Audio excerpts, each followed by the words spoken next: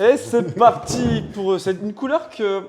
alors le rouge, c'est pas forcément la couleur que j'affectionne le plus, mais c'est une des couleurs que je me méfie beaucoup parce que c'est une des couleurs qui peut sortir assez vite Mhm. et tu peux être pris de vitesse. Et alors j'aime bien jouer contre Ok. parce que souvent les gens ils jouent rouge pour jouer aggro Ok. et du coup ils balancent toutes leurs cartes et tout. Et moi je suis là, je tempo et après je déroule. Ok. Et du coup j'aime bien jouer contre des gens qui jouent rouge en général, mais voilà, C'est vrai que rouge, c'est un peu c'est la un peu couleur Gumball. tempo, ou des fois c'est la couleur spell, quand c'est plus orienté vers le bleu. Moi j'aime bien, parce que des fois il y a des removals qui sont assez efficients, et des fois tu peux les splasher. C'est Et vrai. ça, ce qu'il faut faire attention aussi, c'est que des fois tu arrives à chercher ta source de rouge avec un module, bah, tu peux facilement mettre des removals, comme le premier qu'on voit là, si je peux la lire, la canonnade, elle met tout simplement 4 blessures à une créature ciblée en éphémère. C'est mignon, tu vois. Et en fait, t'es pas contraint de la jouer que dans le rouge. Imagine, tu joues un deck où tu manques de removal parce qu'il n'y en a pas, et bah tu peux splasher une petite canonnade. Ouais, je suis d'accord avec toi. Canonade, c'est validé aussi. C'est une carte que j'aime beaucoup. Pareil, le rouge, j'hésite pas à le placer justement parce qu'il y a il y a des anti-bêtes dedans. Tu Et vois, 4 voilà, blessures, là en plus, on a vu beaucoup de 2-4. Bah, il prend les 2-4, quoi. je suis Donc d'accord. là, j'ai l'impression qu'il prend pas mal de créatures du format. On a peu vu de cartes qui coûtent, qui ont 5 de défense, ou souvent elles valent assez cher. Donc je le trouve assez efficient, ce premier removal. C'est pas la carte de l'année non plus, Mais c'est une bonne carte. mais c'est une bonne carte. Couper la propulsion. Une créature ciblée s'inflige un nombre de blessures égal à sa force. Si cette créature a le vol, elle s'inflige 2 fois ce nombre de blessures à la place. Donc c'est qu'une carte défensive, c'est la bête s'inflige sa propre force. Donc du coup, si elle est 4-5, elle s'inflige que 4. Ok, du coup, c'est un anti-bête aussi. Mhm. Est-ce que ça marche souvent? On a vu qu'il y avait des cartes il y avait des bêtes de 4, des choses Ouais. comme ça. Il y a beaucoup Euh, de cartes, j'ai l'impression, qui ont plus d'endurance que de force. du coup, je pense que c'est moins bien que Canonnade. Ok. Moi, ce que Mais... j'aime bien, c'est que secrètement, ça touche les vaisseaux spatiaux, parce que ça Ah, touche les bêtes avec le vol. Et quand elles s'infligent 2 fois leur force, souvent, c'est suffisant. d'accord. Je vois ce que tu veux dire. Mhm. Je préfère quand même Canonnade. D'accord. Pas toi? Je préfère couper la propulsion. D'accord, parce que ça touche les Euh, vaisseaux. D'accord, Je ok. pense que ça va souvent toucher ce que je veux, le fait de s'infliger un nombre de blessures égal à sa force. Ça va forcément toucher les vaisseaux spatiaux, plus si jamais c'est une créature qui est déséquilibrée, type elle a plus d'endurance que de force, donc c'est une 3-4 ou une 2-4, c'est peut-être pas une créature qui va m'embêter ou je vais mourir dessus. Donc certes, je peux pas la voir, mais elle me gêne pas trop, parce qu'elle n'a pas un D'accord. body qui me fait trop peur. Bon, après, tu peux toujours bloquer, Oui, faire Canonnade et essayer de l'attraper comme ça. exactement. Mais Non, j'aime bien couper la propulsion. Et Canonade, c'est deux bons removals pour l'instant. L'écrabouilleur de champ de débris pour 5 mana, dont un rouge. Quand il arrive, 3 blessures à n'importe quelle cible. Si on met 8 marqueurs charge dessus, ça devient une 1-5 vol. Pour 2 mana, dont un rouge, on peut lui donner +2/+0 jusqu'à la fin du tour. alors, ce qui est cool, c'est que ça, quand elle arrive, elle colle 3 de blessures. Mhm. Pour 5. Du coup, elle va pas attraper. Pas forcément ce que tu veux. Pas forcément ce qu'on veut. Mais elle va attraper un truc. Ouais, N'importe quelle cible. Donc, du coup, tu peux même n'importe mettre quelle cible. face. Tu peux mettre dans sa tête. Euh, 8 marqueurs station, c'est ok. OK. C'est un artefact. En fait, j'aime juste pas ce qu'il devient. Il, il devient en vol 1-5. Il faut payer 2 mana pour donner +2/+0. Je suis pas méga fan. Non, non, moi j'aime pas. Enfin, de toute façon, pour l'instant, je suis vraiment pas fan des vaisseaux qui sont Co et Enco. Parce D'accord. qu'il n'y en a pas un que j'ai trouvé ultra sexy. Euh, J'arrive à voir le potentiel de celui-là où il a quand même 5 de défense. Donc quand l'adversaire va bloquer, ici il bloque avec une 2-4, une 3-4, une 3-5 comme la baleine tout à l'heure, bah, tu peux juste lui dire soit ouais. je fais rien et j'ai rien perdu, soit j'arrive à enchaîner les +2/+0 et des fois l'adversaire il va dire bah du coup je bloque pas quoi. Enfin il a peur que j'enchaîne les +2/+0 et que je fasse Après, rien. ce qui est cool, c'est que si tu arrives à le stationner et qui t'a coûté 5 auparavant, Mhm. c'est que ça veut dire que tu as au moins 5 mana. Et que tu peux déclencher son effet Au moins 2 fois. au moins 2 fois. Donc, du coup, ça devient une 5-5 vol. Ouais. Et ça peut même être une 5-5 volts surprise. Du genre, j'attaque, Ouais. tu bloques. Non, bah, tu prends 5. Ouais. Euh, En gros, moi, ce que je vais regarder, c'est enfin, je vois le potentiel de la partie à 5 volts, mais ce que je vais regarder, c'est est-ce que mettre 3 blessures à n'importe quelle cible, ça va être ouais, c'est ça, hein. important ou pas. Est-ce que ça va m'aider à stabiliser ou ça va impacter le board ou pas. Si ça n'impacte pas le board, c'est que j'ai payé 5 mana rien, quoi. Ok. Et il ne faut pas être en défense parce qu'il faut que les 3 points aussi, si jamais tu arrives à toucher aucune créature, ils aient dans la tête. Il faut que ce soit important parce que ça te donne un kill en 1 ou 2 tours. À tester.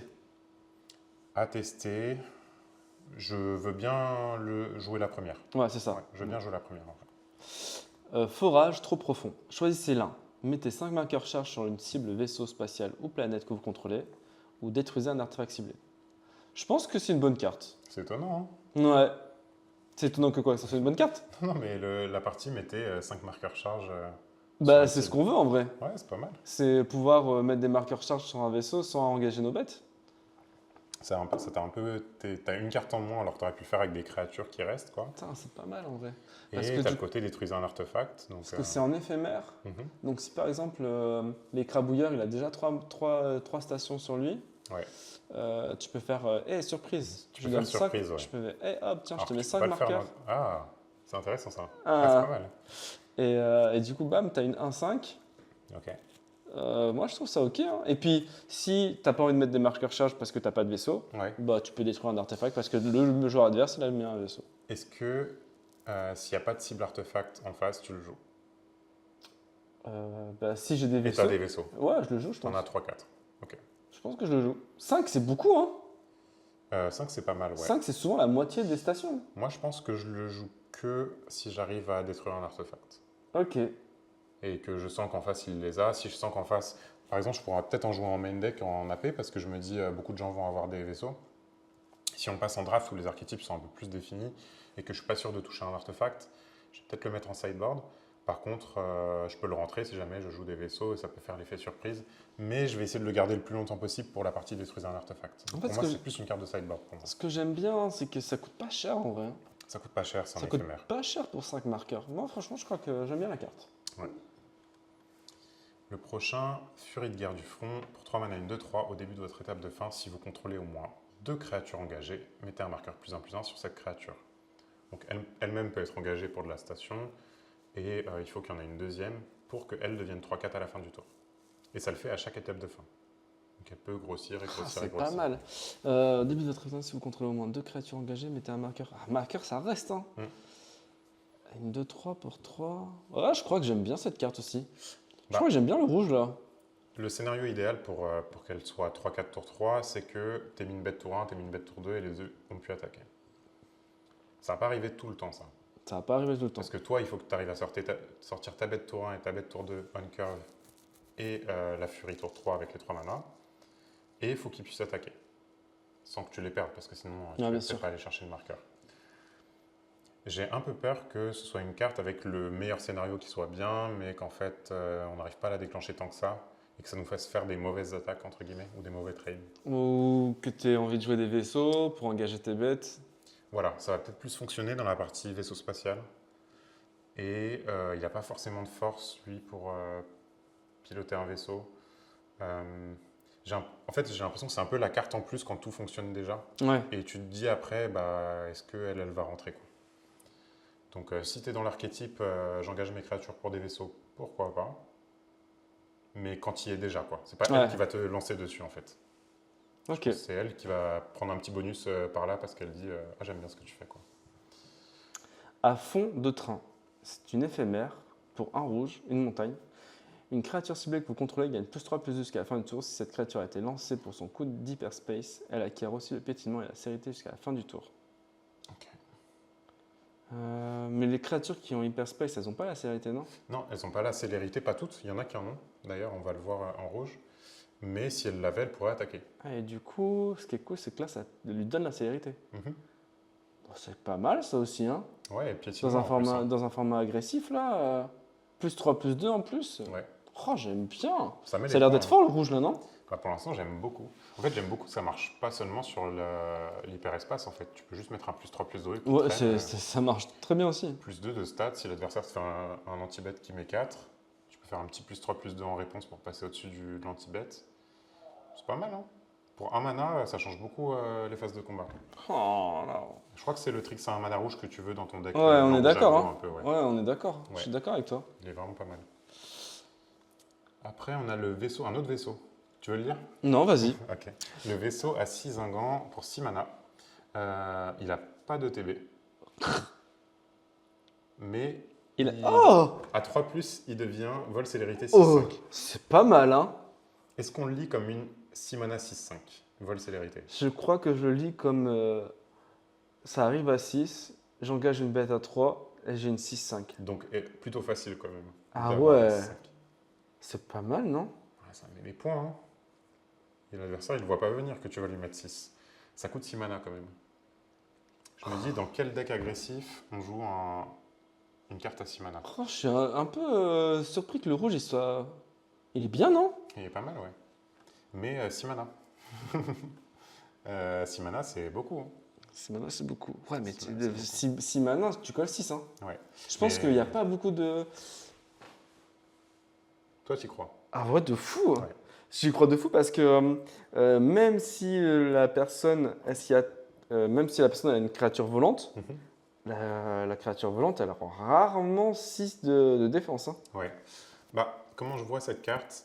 Moi, je pense que si je joue un deck rouge agressif, cette carte ne va pas forcément rentrer dans mon main deck parce que je vais essayer d'avoir la curve la plus basse possible, mais des +3, +2, essayer de finir l'adversaire le plus vite possible. Et cette carte, je sais que je la jouerai jamais parce que je vais essayer de descendre un peu mon nombre de terrains. Par exemple, j'en jouerai 16.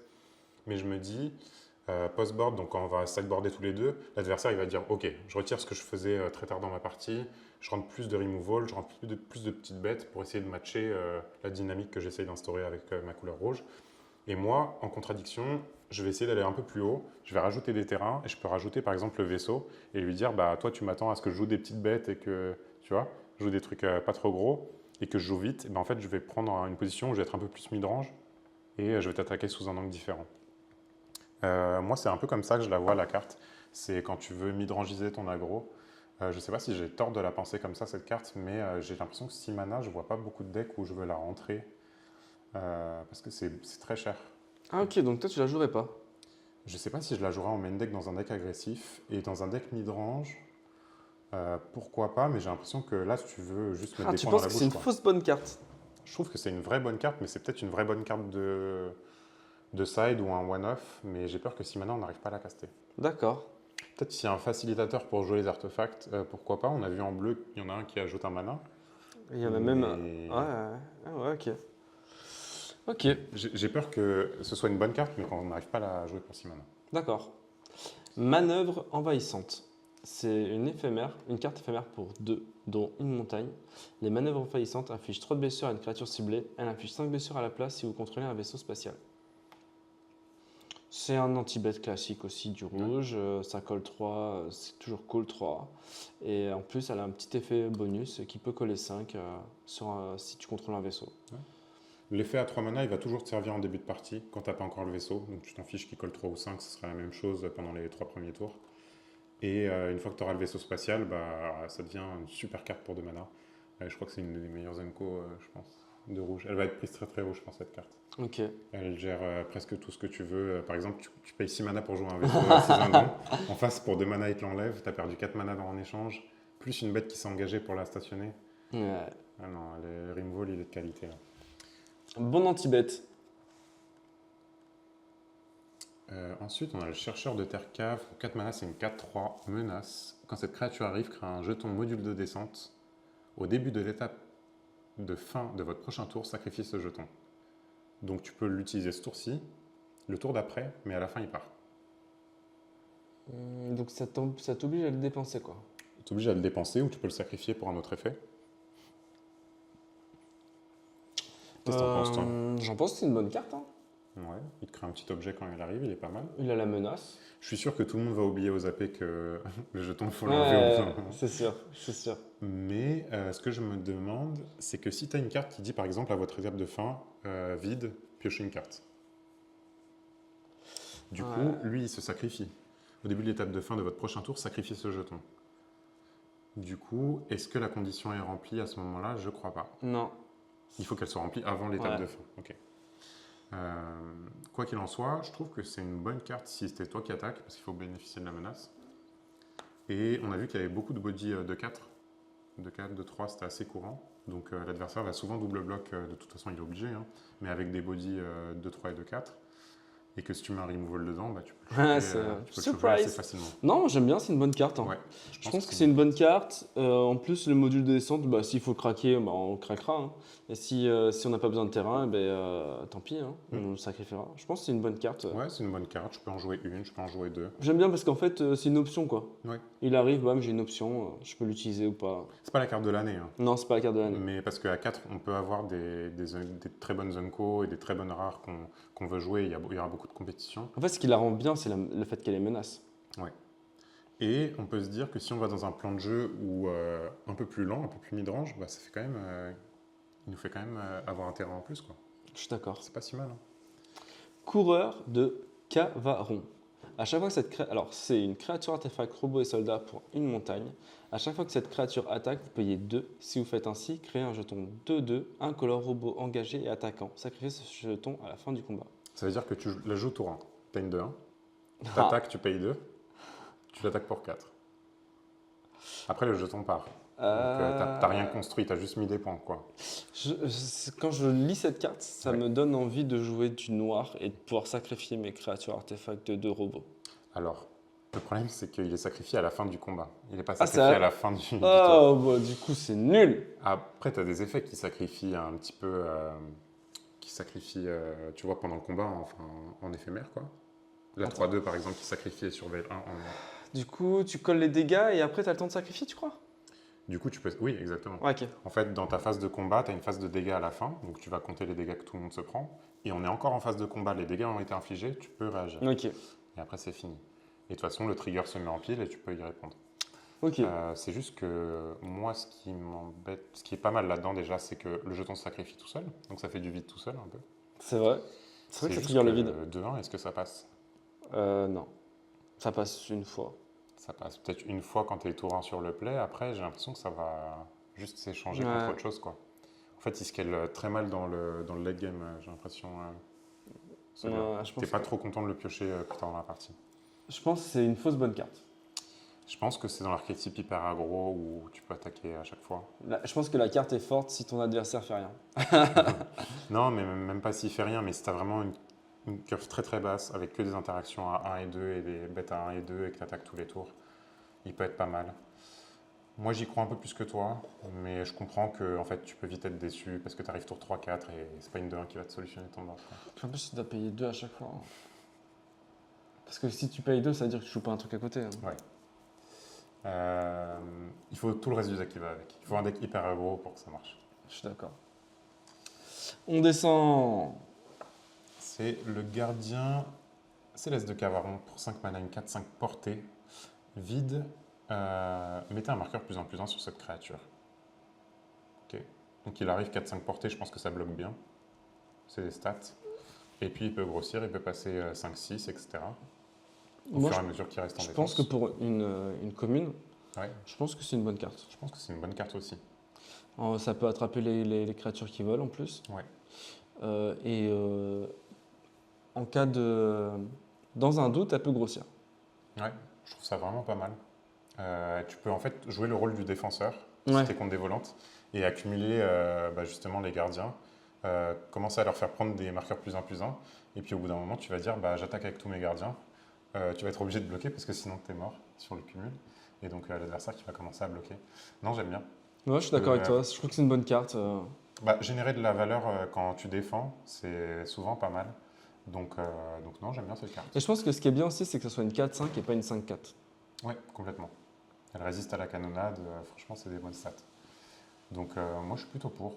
Je me vois bien en jouer une ou deux dans le deck un peu moyen, mid-range, voire Ouais. défensif. Et si l'adversaire il a que des volantes, et je les rends toutes.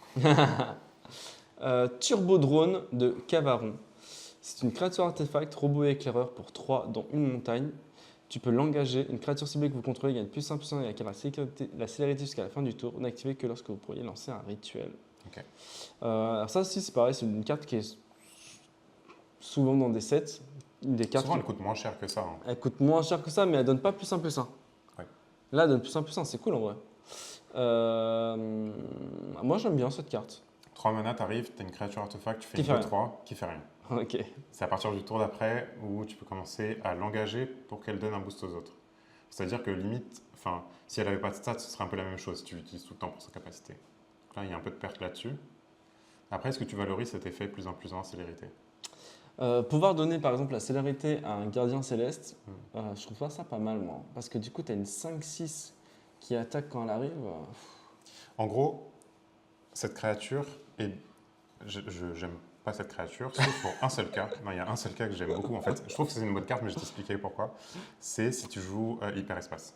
Ok. Parce que si tu joues hyperespace et que tu joues ta créature à un mana qui n'est pas censé avoir la célérité, et tu leur donnes plus en plus en célérité, enfin je veux dire même la moindre baleine, 3-5, tu la joues pour 2, tu fais surveille le 2, tu lui donnes plus en plus en célérité, tu attaques pour 4, et tu fais ça tous les tours avec de l'hyperspace, et bah ça blague pas, hein. Ouais, ça blague pas.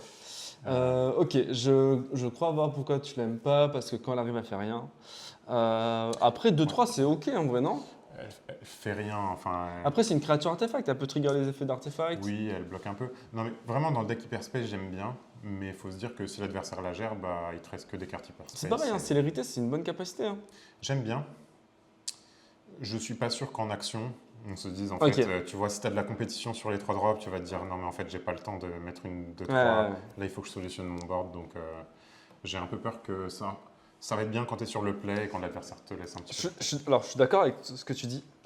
Après, moi, en général, quand il y a un mec, il a une créature qui peut donner la célérité à des bêtes, ça me donne envie de la gérer quand même. Ouais, tu peux jouer sur la peur de l'adversaire, mais moi, tu m'auras pas. Ok, ça me va. Ça me va. Euh, Ensuite, on a le lithofrénage. Ah bah, c'est la canonnade que je te parlais. Donc pour 3 en éphémère, et c'est important que ce soit en éphémère, tu crées un jeton module de descente, puis tu peux sacrifier un artefact. Quand tu le fais, tu infliges 2 blessures à chaque créature.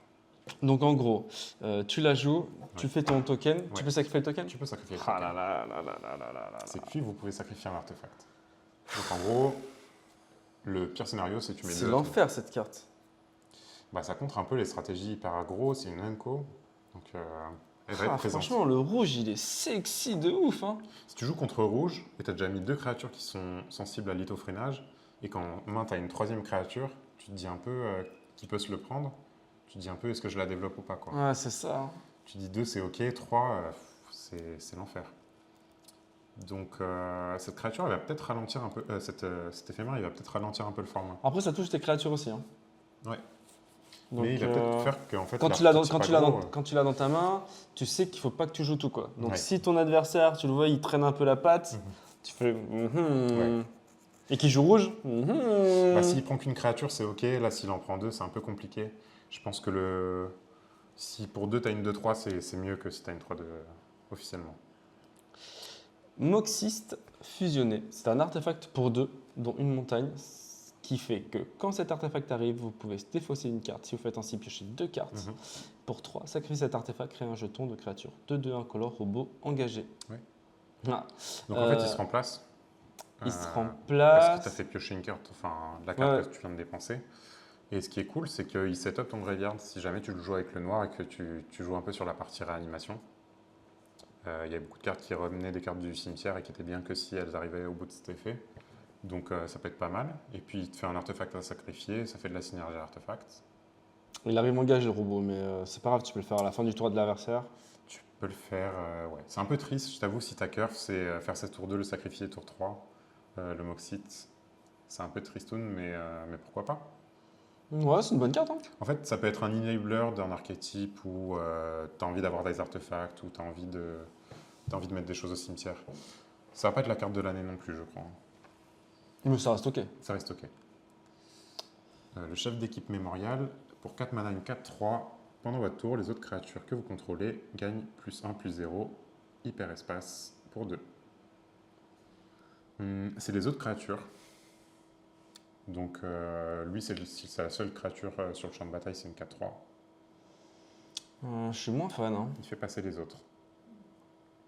J'ai un peu peur du scénario où tu as des petits tokens 1-1 parce que tu joues Boros. Tu attaques avec tes 1-1 en pensant que ça va trade contre des 2-2. Il te gère ton chef d'équipe et il te mange tout ton board. C'est un peu le revers de la médaille. Par contre, son coup d'hyperespace, il peut faire qu'on lui fait des attaques surprises assez fortes. On débloque un board qui était bloqué jusque-là. Et en plus, si on lui donne plus en plus en célérité, bah, avec la carte juste avant, ça commence à attaquer. Ok. En fait, c'est une carte que si tu gagnes, j'ai l'impression. Ouais, Gagner, que c'est ça. Je pense que c'est une fausse bonne carte. Mais je veux bien la tester. Ouais. Si je sais que c'est moi l'attaquant, je vais la jouer. Si tu sais qu'en face, il joue le jeu de je veux être le bloqueur et je veux jouer des 0-3 ou des 1-4 ou je sais pas quoi, bah, je vais lui proposer toutes mes bêtes gagnent plus 1 plus 0 et je vais essayer de le faire craquer. Quoi. Mais dans un main deck où tu sais pas si tu vas être l'attaquant ou le défenseur, ça peut être compliqué. Le prochain. Modificateur moléculaire. C'est une créature cavrue et artificiée. Au début du combat, pendant votre tour, une créature ciblée que vous contrôlez gagne plus 1, plus 0 et acquiert l'initiative jusqu'à la fin du tour. Ouais. C'est une Enko. Donc tu la mets tour 3. Et si tu as joué un 2-drop avant, il gagne plus 1, plus 0 init. Donc il va sûrement attaquer. Moi j'aime bien ça. Moi j'aime bien aussi. Ouais. Je crois que ça fait passer les points. Hein. Ouais, surtout l'initiative. Je le dis tout le temps, mais c'est une bonne capacité ça. Ouais. L'initiative, ça fait un peu peur en vrai. Hein. Bah, je vois bien le tour où tu mets plus 1 plus 0 initiative à ta bête, t'attaques, en face l'adversaire il double bloc, tu mets pour un mana rouge plus 3 plus 2. Comme ça, c'est tout à fait le genre de carte. Tu la vois qui arrive tour 3, tu fais oh là là, il va vite falloir que je gère ça, sinon ça va être très très compliqué. Quoi. Après il est assez sensible, hein, c'est une 2-2, mais il demande son removal. Ah ouais, il faut lui mettre. Non, c'est une bonne carte. Très bonne carte, je peux en avoir en plusieurs exemplaires, ça me dérange pas. Ah, un dragon commun. Allez, je t'en prie. Dragon de nébuleuse. Créature dragon pour 7 dans une montagne. C'est une 4-4 vol. Quand cette créature arrive, elle affiche 3 de blessures à n'importe quelle cible. Ah, je crois que ça coûte trop cher. Hein. Pareil, je trouve pas la synergie en fait. Je crois qu'il s'est perdu lui aussi. C'est comme la baleine. Exactement, c'est comme la baleine. Alors, ça me rappelle la carte qu'on avait vue aussi pour 7, je crois, qui était bleue. Je sais plus ce qu'elle faisait. Elle faisait un truc. Elle moins 3, moins 3 et moins 0 à toutes les bêtes. Exactement. Je pense que dans un deck qui joue sur le long, peut-être que ça voit de l'espace. Enfin, il y a une petite place. En splash, par exemple. Mais sinon, je crois que c'est pas bon. Je crois. Ouais, non, je crois que c'est pas ce qu'on veut faire. Ça synergise pas trop avec ce qu'on essaye de faire d'autre. 3 blessures, t'es pas sûr que ça réponde exactement à ton besoin. Ouais, non, j'y crois pas trop. Je crois qu'elle va rester dans le fond des boosters. Mais je me dis peut-être si tu as un deck avec des modules de descente, tu vois, où tu peux l'accélérer pas mal. Il peut y avoir un deck ramp caché, mais je sais même pas si tu as envie de jouer cette carte. 3 de blessures, ça tue des trucs, mais pas tout. Quoi. Non, c'est pas fou. Le plongeon orbital, pour 4 en rituel dans le rouge. Le plongeon orbital inflige 6 blessures à une créature ciblée. Si un surplus de blessures est infligé de cette manière, crée un jeton module de descente. Bah, ça en aime bien ça, non? Ouais, 6 blessures, je pense que ça prend pas mal de choses. Ouais, de fou. Et puis surtout, il y a de grandes chances que tu crées un module de descente quand même. Donc pour 4, tu colles X points de, enfin 6 blessures, et en plus tu crées un jeton module. En vrai, c'est pas mal. Hein. C'est pas mal, et pourtant j'aime pas trop. Ah ouais? Quand je lis la carte, le côté rituel me plaît pas du tout. Ah mais oui, mais ça, on peut pas avoir tout. On peut pas tout avoir, mais je me dis que si jamais je me prends un petit tricks, un petit contre ou autre, enfin, j'ai l'impression de me mettre hors tempo en jouant cette carte. D'accord. Et qu'en rouge, t'as peut-être pas forcément envie d'être... Ah, je sais pas. Maintenant, je doute un petit peu, mais c'est vrai que je préfère des interactions souvent très efficientes en rouge, qui coûtent 1 ou 2, parce que tu vas essayer de tuer l'adversaire assez vite, et tu veux pas prendre la place du deck contrôle souvent quand tu joues au rouge. Souvent, c'est une stratégie perdante, tu essaies de faire du multispell beaucoup. Et celle-là, j'ai l'impression que tu peux arriver à en avoir 2 en main et pas arriver à la caster. Ou même si tu n'en as qu'un et que tu n'arrives pas à le caster, ça peut être un peu embêtant. Un jeton module, c'est peut-être pas ce que tu veux dans l'archétype aggro. J'ai un peu du mal à aimer cette carte. Et pourtant, il n'y a pas trop de raison parce qu'elle met les points, elle détruit ce qu'il faut détruire. J'en jouerai peut-être un exemplaire dans mon deck. Je pense que quand t'as pas trop d'anti-bet, c'est une carte que tu veux mettre. Ouais, ok. Le pangolin à plaque de minerai. Il est là. Pour 2, une créature artefact robot et pangolin. À chaque fois qu'un autre artefact que vous contrôlez arrive, vous pouvez payer 1. Si vous faites ainsi, mettez un marqueur +1 +1 cette créature. Ok. On commence à avoir des payoffs en rouge sur les artefacts. Ça régale, on va. Ouais, donc c'est sur cette créature, c'est sur elle-même. Donc ça veut dire qu'il va voir les autres artefacts et il va pouvoir mettre un marqueur et tu peux faire ça plusieurs fois par tour. Donc, si tu joues 2 artefacts dans le tour, tu peux payer un mana puis un mana pour mettre 2 marqueurs plus en dessus. C'est pas mal. Moi j'aime bien. Moi j'aime bien aussi. Pour 2, au tour 3, tu peux facilement jouer un artefact. Ça devient une 3-3 pour 2. Et puis je me dis, tu vois, si tu as plusieurs copies du pangolin, t'en mets un tour 2, t'en mets un autre tour 3. Ouais. Le premier, il Ah voit bah ouais, il trigger pangolin, l'autre. Ah ouais, exact. il trigger entre eux.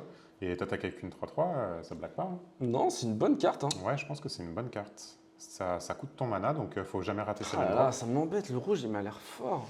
Ouais, mais là, faut jamais louper ses terrains quand tu joues cette carte. Parce Ouais. que si t'arrives pas à choper ton 3e terrain, tu vas jamais pouvoir payer le 1 et une 2-2 pour 2, c'est pas là où t'as envie d'être. Donc faut que ça s'enchaîne. Mais j'aime bien. Éclair de plasma. Je te laisse la lire. Ouais, il inflige en rituel pour un rouge 2 blessures à n'importe quelle cible, et avec le vide, il inflige 3 blessures à la place. Si on le lit juste comme 2 blessures à n'importe quelle cible, j'ai l'impression qu'il peut prendre la plupart des créatures à 1 ou à 2 mana. Et à 3, il peut commencer à choper celles qui sont à 3 mana, voire 4 des fois. Mais le vide n'a pas l'air si gratuit que ça dans le rouge. le rouge. Sachant que si tu as déjà attaqué, ça veut dire que tu n'as pas libéré la place, enfin, tu n'as pas enlevé un bloqueur, quoi. Moi, j'y crois pas trop à cette carte. Je crois pas du tout non plus. Pourquoi? Parce que c'est un rituel. Ouais. Et qu'en fin de partie, coller 2, c'est nul. N'importe quelle cible, après tu peux mettre dans la tête du joueur. Du coup, c'est un peu plus sexy. Ok. Mais j'y crois pas non plus, en fait, le rituel me freine beaucoup. Je vais pas pouvoir l'utiliser en combat sur un double bloc, enfin, je suis limité dans ma marge de manœuvre et je peux pas enlever mon bloqueur, alors c'est ce que j'ai envie de faire. Ouais. Je suis assez bas dessus. Je peux voir la première copie, et encore quand je suis dans un deck rouge-noir.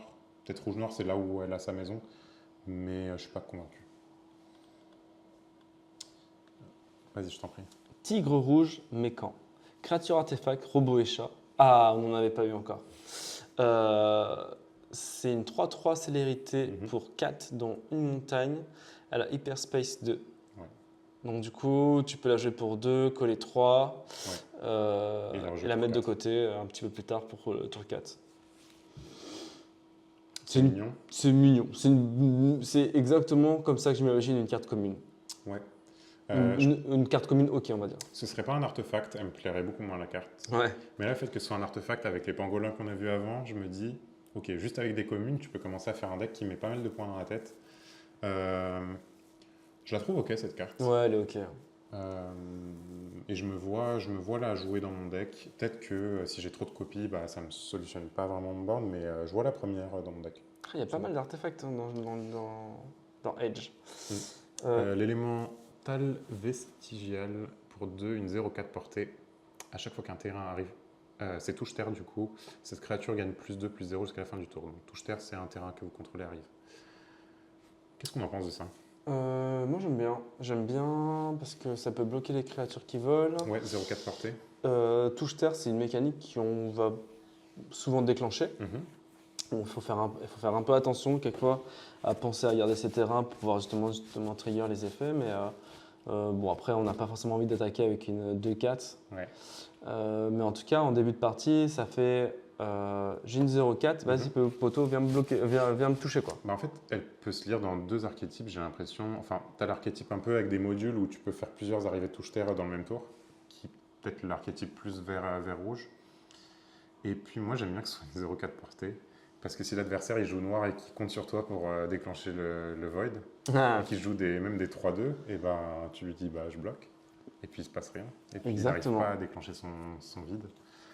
J'aime bien cette carte. Ouais, c'est une bonne carte. J'aime bien cette carte, mais elle se joue pas dans un traditionnel rouge attaque. Elle se joue plus dans dans un deck où tu vas bloquer au début, Ouais, et puis c'est à la ça. fin, tu vas craquer C'est ça. tous tes modules et tu vas lui. Disons que le tigre rouge et l'élémental, ils se mélangent pas trop, quoi. Ouais.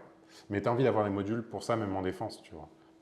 Une fois que tu as accumulé, par exemple, 2 modules, et que l'adversaire il t'attaque avec une 3-4, tu lui dis je bloque, je sacrifie mon module, et ça devient une 4-4 portée. Non, elle est pas mal. Non, j'aime bien. Moi, j'aime bien cette carte. Équipier. Équipé, pardon. Équipé pour la guerre. Pour 2, une éphémère. Une créature ciblée gagne +3/+0 avec l'initiative et la portée jusqu'à la fin du tour. Ben voilà, ça c'est une carte classique qu'on retrouve souvent dans chaque extension. C'est une carte que je pique jamais et que je me fais attraper souvent avec. Voilà. Ouais, c'est un peu la même chose. J'ai du mal à la lire parce qu'elle rajoute pas de défense. Souvent, c'est un peu ce que je lis. Même si elle fait initiative et portée, je peux juste dire OK et attendre que l'adversaire commit un peu plus, rajoute des spells pour dire bon, bah, je la gère au dernier moment. Donc non, pas trop convaincu. Après, il y a aussi le fait que les vaisseaux spatiaux, bah, ils aient le vol, donc il y a vrai intérêt à gérer le vol dans ce format. Cette carte, plus je vais jouer agressif, plus je vais vouloir la jouer, parce que l'adversaire, il ne va pas pouvoir garder du mana up pour répondre à mon tricks. Donc ça peut être une solution. Je dis pas que c'est mauvais, je dis qu'il faut avoir l'archétype hyper aggro pour que ça fonctionne pour moi. Ouais, ça c'est le genre de carte que tu as envie d'avoir une fois dans le deck. Et Ouais. encore, c'est si tu as 15-16 bêtes dans ton deck. Même plus que ça, ouais. Ouais, même plus. Hein. Et par contre, je préfère cette carte à celle pour 4 en rituel qui met 6, dans archétype aggro. Ok. Je préfère avoir un tricks qui met +3/+0 initiative parce que je me dis, à un moment où l'adversaire va utiliser tout son mana, je vais pouvoir attaquer avec toutes mes bêtes et je vais pouvoir mettre ce tricks qui me coûte 2 à la place de me coûter 4. Quoi. Pour à peu près le même effet de gérer la bête. Ou alors, je peux mettre les +3 sur une créature qui n'est pas bloquée. Du coup, tu le trouves pertinent avec combien de bêtes dans ton deck? Bah, dès que ça dépend des bêtes, j'aime bien en avoir plus que 15, j'aime bien en avoir dans les 17. Ok. Et sachant qu'il y aura de la concurrence Parce que pour 17, ça te laisse 6 interactions, Ouais. dont elle, donc ça fait 5 cartes à côté. Ok. Et souvent, il y a de la concurrence, donc souvent, j'aime mieux que ça à jouer. Ouais, donc Je préfère jouer +3/+2 donc que... elle voit jamais le jour, quoi. Bah, des fois, t'as pas le luxe, quoi, Ouais, de en AP, choisir. quoi. Et je suis content de la jouer en 23e carte, en fait, si j'ai un deck assez aggro. La prochaine, c'est l'actuateur itinérant. Pour 4, c'est une 3/4 vide. Exilez jusqu'à une carte d'éphémère ou de rituel avec une valeur de mana inférieure ou égale à 2 depuis votre cimetière. Copiez-la. Vous pouvez lancer la copie sans payer son coût de mana. Oh, C'est mignon. c'est mignon. Il faut trouver avec quoi la jouer, mais pouvoir jouer un sort gratuitement, on dit toujours oui, non? Ouais. J'ai l'impression que c'est une fausse carte rouge. C'est un peu une carte rouge noire parce que pour déclencher le vide, le tour où elle arrive, il faut quand même avoir créé un petit setup avant. Ouais. Mais, J'ai l'impression que le set nous dit allez-y, emballez vos bêtes. un petit peu, oui. Mais le scénario parfait, c'est, tu sais, le rituel avec vide qui dit si tu as déclenché le vide, tu pioches une deuxième carte et tu surveilles tu perds un point de vie. Je me dis, si tu arrives à reprendre celle-là avec l'actuateur itinérant, c'est pas mal quand même. Ouais. Mais en fait, je trouve que ouais, c'est une fausse carte rouge parce qu'elle vaut un peu plus, je pense. Ou alors tu as un module à côté en vert. Et il faut avoir un sort d'éphémère ou de rituel à 2 à prendre, ce qui n'est pas tout le temps le cas. Je pense c'est une bonne carte, mais que les gens joueront pas. Je pense. En fait, Déjà, il y a trop de textes, on dirait Yu-Gi-Oh! non, mais le meilleur scénario, il est cool. Mais pour le faire fonctionner, ça a l'air plus dur que prévu. Quoi. Et je suis pas sûr qu'à 1 et 2, c'est les cartes que tu as envie de reprendre. Là, on a vu un bon éphémère en rouge qui met 3 ou 5. Il faut qu'il y ait beaucoup de choses qui aillent dans le bon sens pour que ça fonctionne. Mais ça vaut le coup. Pourquoi pas? À tester. À tester. Sauvagerie destructrice. Donc, c'est un rituel pour 3, dont 2 montagnes. Tu choisis l'un. La sauvagerie destructrice affiche 3 de blessures à chaque adversaire. Ou alors, exiler tous les artefacts avec une valeur de mana inférieure ou égale à 3. Ah, c'est pas mal ça. Donc tous les artefacts, c'est aussi les tiens. C'est moins Et t'es bien dans un deck ça.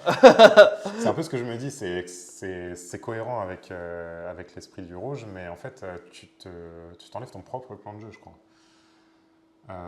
De rouge, c'est cher. Hein. De rouge, c'est cher. Et il faut que tu arrives à choper au moins 2-3 choses pour que ce soit bien. Donc, il faut laisser le développer l'adversaire. Et sinon, c'est un peu mort dans ta main, quoi. On n'y croit pas? Non, on n'y croit pas. Allez, next. Recycleur Forest Cory. Pour 1 rouge, une 1/2 créature artefact. Sacrifié. Pour 2, on engage sacrifier un autre artefact ou un autre terrain, piocher une carte. C'est pas mal pour déclencher la capacité du vide, non?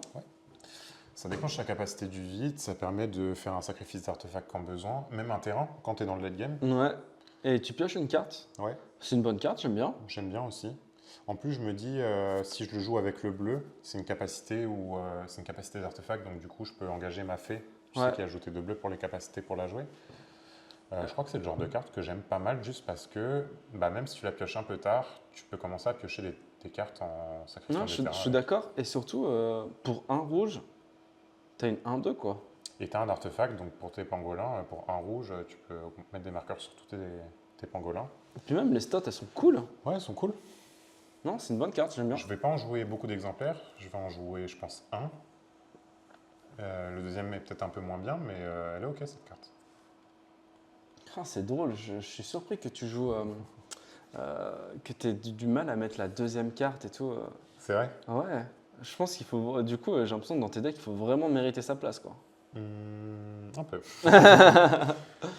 Contournement des systèmes, pour 3 en rituel, acquérir le contrôle d'une cible, artefact ou créature jusqu'à la fin du tour, dégager ce permanent. Il acquiert la célérité jusqu'à la fin du tour, donc ça c'est classique, c'est les effets de menace, quoi. Si c'est un vaisseau spatial, mettez 10 marqueurs charge sur lui. Si vous faites ainsi, retirez les 10 marqueurs charge au début de la prochaine étape de feu. Ça régale. Donc tu peux cibler tes propres créatures ou tes propres vaisseaux spatiaux. Ah, c'est pas mal, ça. Hein. Moi, j'aime bien, je crois. Ok. Je crois que j'aime bien. C'est le classique aussi qu'on retrouve dans tous les decks où on acquiert la créature adverse, machin, etc. etc. Sauf que là, en plus, ça met 10 marqueurs charge sur un véhicule, sur un vaisseau. Oh là là, j'espère que. C'est trop bien. J'ai l'impression que c'est jouer avec les jouets de ses adversaires. Ah ouais, mais là, Si carrément. je lui prends un vaisseau spatial ce qui est cool, c'est que. c'est trop bien. Ce qui est cool, c'est que. Ce qui est cool, c'est qu'à la fin, tu lui enlèves les 10 marqueurs. Ouais. Ah, Je les ça, garde pas. c'est cool, ça. Non, elle est pas mal cette carte. Souvent, ces cartes sont moins jouées parce que, en fait, t'as perdu une carte pour des points, quoi. En gros. Ah. Et que l'adversaire peut bloquer, en fait. En fait, ce que j'ai envie de faire, c'est jouer recycleur de fausse Cory. Après, voler le vaisseau, coller la sauce, sacrifier le vaisseau, piocher une carte. Oh oui, moi je suis comme ça, je prends tout. Moi. Ouais. En fait, vu qu'on a l'archétype sacrifice, là, c'est trop bien, en fait. Je pense que cette carte, elle va être pique assez haut et jouée. Il n'y a pas besoin de voler grand-chose de bien, enfin, juste même une créature un peu moyenne. Le fait de pouvoir la sacrifier, ça rend la carte jouable. Je pense que c'est une bonne carte. Et je suis content qu'elle soit en Enco parce qu'on ne va pas être parasité avec cet effet. Quand la mécanique sacrifice est là, plus cet effet il est en commune, souvent ça fait des formats où c'est un peu dur. Enfin, tu es puni de poser des bêtes. Là, ça va. C'est en Enco, on va les voir, mais pas souvent. Ça va être cool. Intimidateur du Therapact. C'est une créature cavrue et éclaireur. Quand cette créature arrive, un adversaire ciblé peut vous faire créer 2 jetons modules de descente. S'il ne fait pas, mettez 2 marqueurs plus 1 sur cette carte. J'ai l'impression que c'est une carte de multi, tu sais. Où tu demandes aux autres de faire des choix. Ouais. Moi j'aime bien, je trouve ça rigolo. Ça change un peu des cartes classiques et tout. J'aime bien tiens, je pose une bête, tu préfères quoi la peste ou le choléra? Là, les modes font pas la même chose, quoi.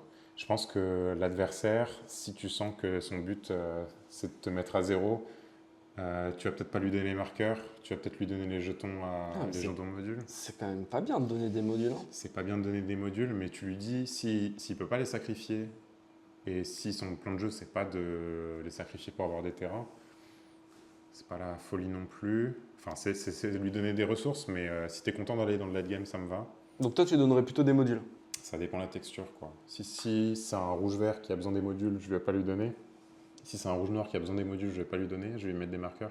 Souvent, je préfère donner des marqueurs. Parce qu'une 4-3 pour 2. 4-3 pour 2, c'est énorme. Mais je me dis, il la joue, entrer sur le champ de bataille, trigger en pile. Je vais te faire un petit removal noir qui donne -3, -0 et qui détruit la bête. Et après, je vais lui dire, bah, tu peux prendre 2 marqueurs. Il y a des counterplays quand même. Ok. Donc du coup, arrivé dans le jeu, elle arrive en jeu, Trigger en pile. trigger en pile, je choisis les modules Ouais, si tu veux. et en réponse, je lui mets du coup Non, justement, avant. moi, ce que je disais, c'est trigger en pile. Je lui mets en anti-bet. Ok. Et après, je lui dis, bon, résout ton trigger et je vais te donner 2 marqueurs plus un plus un. Ok. Donc, en gros, il n'aura pas fait de valeur. C'est un peu le seul cas qui est bien. Sinon, il faut juste mettre un removal qui met au moins 3 dégâts. Mais mettre 3 dégâts sur une 4-3, si elle n'est pas gérée, ça met les points et c'est assez dur. Non, c'est une super Ah carte. ouais, d'accord. Ok. Ok. C'est bon? Ouais, c'est bon. Nickel. C'est une bonne carte. Hein. C'est une super carte. Il fait quoi, lui? Vas-y, je te laisse le lire. C'est, je vais le dire, Bruntar territorial. Pour 6 mana, une 6-6 portée. Touche terre. Exilez les cartes du dessus de votre bibliothèque jusqu'à ce que vous exiliez une carte non terrain. Vous pouvez lancer cette carte ce tour-ci. Donc moi, ce que j'imagine, c'est que tu payes 6 mana, tu la mets. Et Il au se passe tour rien. d'après, il Il se se passe passe rien. C'est le touche terre. Mais c'est quand même une 6 portée, quoi. Ouais, 6 ouais. portée, ça bloque. Si elle n'avait pas portée, je la lirais pas, je pense. Mais là, je la lis. Et tour d'après, tu peux commencer à mettre un terrain. Et ça te fait quasiment piocher une carte active parce que C'est stylé en vrai. c'est non terrain. Je crois que c'est pas mal. Hein. Moi, je serais bien. Je crois que si t'as pas trop de late game, ça te fait ton late game. Et puis, c'est juste ce tour-ci, donc il y a quand même une condition. Si jamais tu n'arrives pas à remplir les conditions pour jouer ta carte, bah, c'est un peu raté. Mais j'aime bien dans le deck un peu lent, dans le deck avec des modules de descente aussi. Si jamais tu peux faire plusieurs fois son effet parce que tu as le mana de tout faire. Non, puis tu sais, c'est le genre de carte, quand tu la joues tour 6, t'es un peu plus relâché, tu sais. Ouais. Tu fais, ouf, j'ai une 6-6, bon, vas-y, ou tu gères, Ouais. ou ça va être très très complicado. Ok. Et j'aime bien ce genre de carte, ça permet aussi un peu de reposer l'esprit, hein, parfois. Maintenant, imaginons que tu as beaucoup de cartes qui ont beaucoup de valeur dans ton deck. Tu joues cette carte pour 6, tu peux encore jouer ton terrain pour le tour. Est-ce que tu le fais ou pas? Non, bah non, faut Ouais, attendre. tu gardes toutes les ressources. Ouais, faut attendre. Moi, il y a un cas où je me vois jouer le terrain avant, jouer mon drop 6. Il me reste un terrain qui m'a pas fait l'effet, mais si j'en ai un autre en main, tu vois, c'est de me dire il faut aussi que je développe mon mana, mais j'ai pas envie d'exiler une carte active. J'entends. Et surtout, moi, ce que j'aime bien dans ce genre de carte, c'est que quand tu pioches un terrain, Mhm. t'es pas triste. Souvent, en fin de partie, Ouais. quand tu pioches un terrain, tu fais « Oh putain, c'est la mort ». Et là, tu pioches un terrain, tu fais « Allez, bam !» Allez, bam. Non, en vrai, c'est trop bien. Ouais, c'est cool. Non, en vrai, c'est cool. Et puis, si je suis dans un. Je veux un deck avec des modules de descente déjà, pour le jouer plus vite et qu'il arrive plus vite. Et si c'est ma seule bête à 6, bah, je suis content, je pense. Ouais, je suis d'accord avec toi. Troupier des salles fortes, bah vas-y, je te laisse. Au début de votre étape de fin, si vous contrôlez au moins 2 créatures engagées, vous pouvez défausser votre main. Si vous faites ainsi, piocher 2 cartes. C'est une 5/5 créature cavrue pour 5, dont une montagne. Elle n'a pas la portée, elle. C'est moins sexy déjà. Hein. Ouais, c'est moins sexy. Hein. Après, t'as envie de piloter des véhicules en rouge? De piloter des véhicules de station, des vaisseaux spatiaux, pardon. Il faut 2 créatures engagées.